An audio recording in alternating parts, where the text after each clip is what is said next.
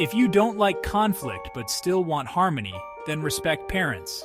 Respecting parents is a form of worship, a way to earn Allah's favor and blessings.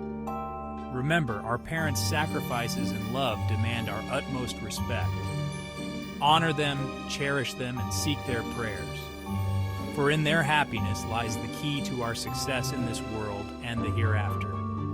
Respect your parents. It's a divine duty. That's it for today's reminder. May we all strive to uphold these values. Don't forget to like and share.